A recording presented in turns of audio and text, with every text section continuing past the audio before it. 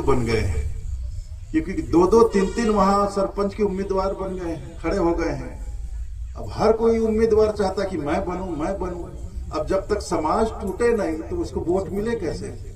ऐसे धीरे धीरे करते करते आज छत्तीसगढ़ का हर एक गांव टूट चुका है। मतलब लोग आपस में दल में बढ़ चुके हैं, हम उसके आदमी, सिर्फ राजनीति के नाम से।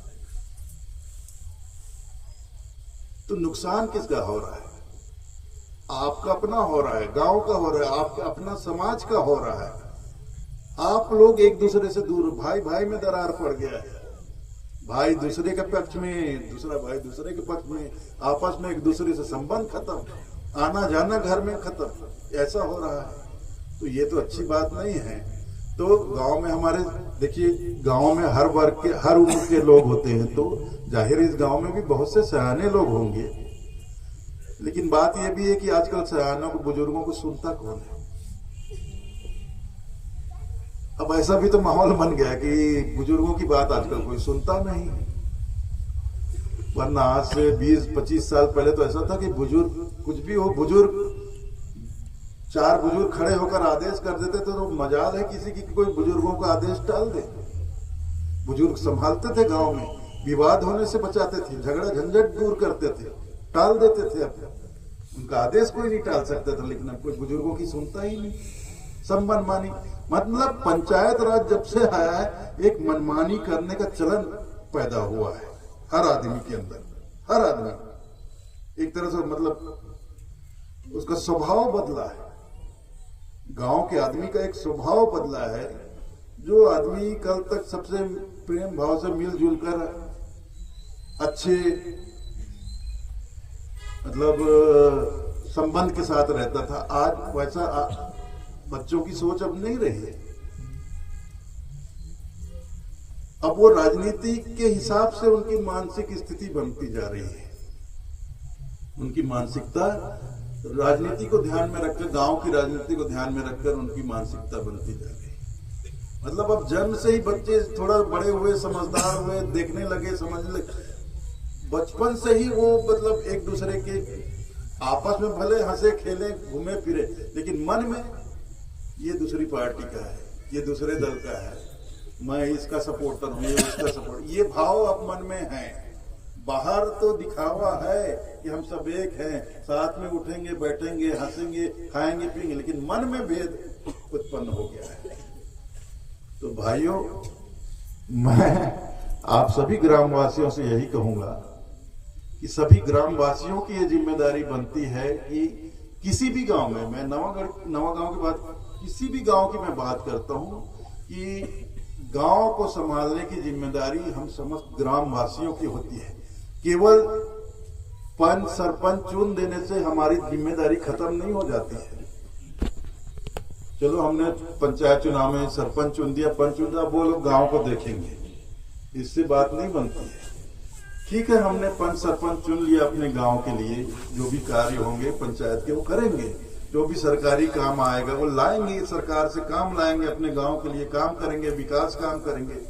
लेकिन अपने गांव को संभालने की जिम्मेदारी तो ग्रामवासियों की ही होती है। ग्रामवासियों को ही अपने गांव का ध्यान रखना पड़ता है कि सब कुछ सही है कि नहीं है, सब कुछ शांतिपूर्ण ढंग से चल रहा है कि नहीं चल रहा है, कहीं कुछ गड़बड़ तो नहीं हो रहा है चुपके चुपके। ये सब चीजें देखना बहुत जरूरी है, क्योंकि ये किसी दूसरे का सवाल नहीं, ये हमारा अपना सवाल है। यहाँ हमारा अपना समाज रहता है, हमारा परिवार रहता है, हमारे बाल बच्चे रहते हैं। तो जो भी हुआ, अब कबीरपंथ समाज ने तो शिकायत वहां कर दी, अब पुलिस जो कार्रवाई करेगी सो करेगी। लेकिन मैं तमाम कबीरपंथियों से और जो ग्राम के और भी जो लोग हैं, मैं हाथ जोड़कर निवेदन करता हूं, बहुत प्रेम से निवेदन करता हूं, विनम्रता से निवेदन करता हूं, जो कुछ भी हुआ इसको आगे मत बढ़ाइएगा, आगे लेकर मत चलिएगा, इसको मतलब मन में इस बात को मत रखिएगा कि ये हुआ वैसा हुआ, एक बार ऐसा हुआ तो आगे 4 साल के बाद भी यही बातें निकालकर एक दूसरे को मतलब कोसते रहे, चिढ़ते रहे, एक दूसरे को देखकर मन ही मन में गाली बकते रहे। ये सब नहीं होना चाहिए। झगड़ा जो भी आए उसका निवारण होना चाहिए, उसको मिटाना चाहिए। और बुजुर्गों का काम यही होता है। धर्म किस लिए स्थापित हुआ है? संसार का झगड़ा मिटाने के लिए तो धर्म की स्थापना हुई है। संसार का झगड़ा मिटाने के लिए तो संसार में धर्म की स्थापना की गई। जितने भी महापुरुषों ने धर्म की स्थापना की, साधु संतों ने, महात्माओं ने, ऋषि मुनियों ने जो धर्म की स्थापना की, संत मत भी चले, संतों के द्वारा पंथ स्थापित किए गए। तो ये धर्म मत पंथ जो स्थापित हुए, क्यों? संसार का झगड़ा खत्म हो, मतलब मनुष्य के बीच कोई भेदभाव न रहे, आपस में कोई बैर न रहे, सब प्रेम भाव से रहे, समाज साथ साथ मिलकर अपना रहे, आगे बढ़े, अपना विकास करे। इन्हीं सब बातों को लेकर तो धर्म का स्थापना हुआ है। और आज हम लोग धार्मिक स्थल के नाम से ही इस तरह का लड़ाई झगड़ा करेंगे तो ये कहाँ, ये बात शोभा देने वाली तो नहीं है। जो धर्म हमें शांति से, प्रेम से रहना सिखाता है, उसी धर्म के नाम पर हम इस तरह का उन्माद करें, झगड़ा करें, उपद्रव करें, ये सही नहीं है। इससे केवल और केवल शत्रुता उत्पन्न होगी, भेदभाव उत्पन्न होगा, समाज टूटेगा, बिखरेगा, गांव के लोग बटेंगे, और इससे ज्यादा कुछ नहीं होगा। नुकसान सिर्फ मेरा नहीं होगा, बाजू वाले गांव का भी नहीं होगा, कुछ नहीं होगा, कुछ नहीं बिगड़ेगा। जो बिगड़ेगा इसी गांव का बिगड़ेगा, इसी गांव का बिगड़ेगा, इस गांव के लोगों का ही बिगड़ेगा, इस गांव में रहने वाले लोगों का ही नुकसान है, किसी दूसरे का नुकसान नहीं है। तो आप लोगों को, आप सभी लोगों को ये बात समझनी चाहिए। मैं जो थोड़ा सा मैंने हाथ जोड़कर विनम्र भाव से आपसे निवेदन किया, मेरे इस निवेदन को आप लोग बहुत प्रेम से स्वीकार करिए, यही मेरी विनती है आप लोगों से। हम यहाँ कोई हंगामा करने नहीं है, हमारा स्वभाव भी नहीं, कबीरपंथियों का ये इतिहास भी नहीं है। कबीरपंथियों ने कभी हंगामा किया हो, हिंसा की हो, हुल्लड़ किया हो, उत्पात किया हो, कबीरपंथियों को ऐसा कहीं कोई इतिहास देखने को आपको नहीं मिलेगा। हमें हमारे साहब ने प्रेम का पाठ पढ़ाया है, 2.5 अक्षर प्रेम का पढ़े सो पंडित होते। हमें प्रेम का पाठ पढ़ाया है, हमें प्रेम ही आता है, हम प्रेम से ही रहना चाहते हैं।